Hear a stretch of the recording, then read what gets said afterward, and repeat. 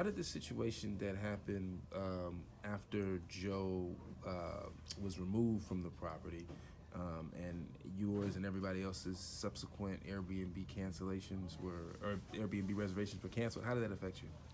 It affected me very, very hard, and I'm sure the other people too, because I was cooking breakfast that morning and my phone rang and it was Airbnb. And I was in the middle of cooking breakfast, so I'm like, well, can I call you back? Right. And they're saying, well, we're just calling to let you know that um, your reservation's been canceled. I'm like, what? I'm in the middle of cooking breakfast. I'll call you back.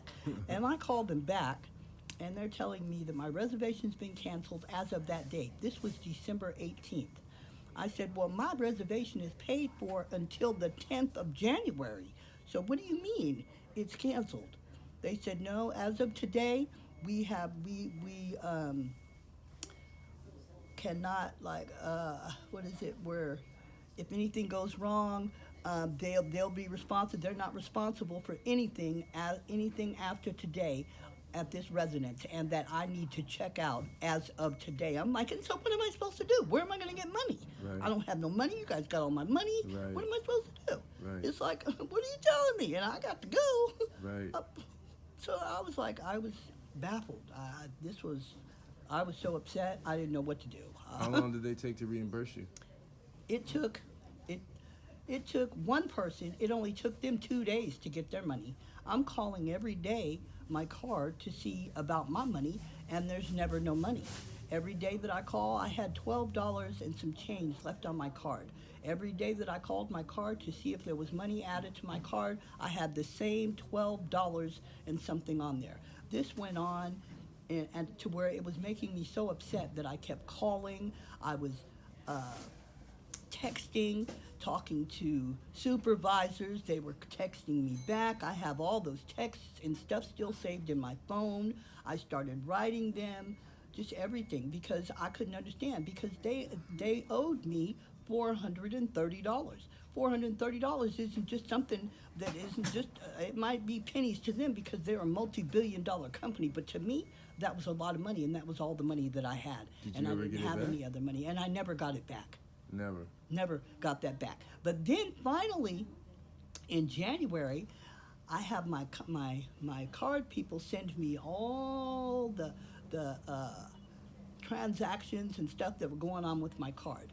And when I was talking to somebody on the phone, they told me, "Oh, this is what we see. The reason that it never showed or showed Did you, Dane? no Okay.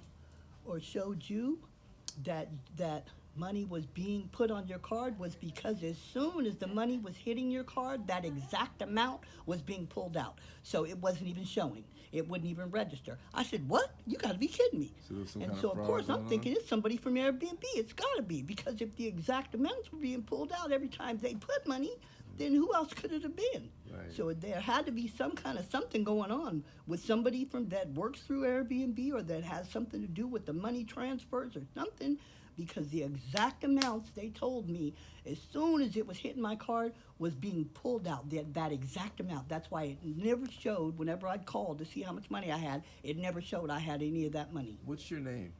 My name is Elizabeth Renee Grigsby.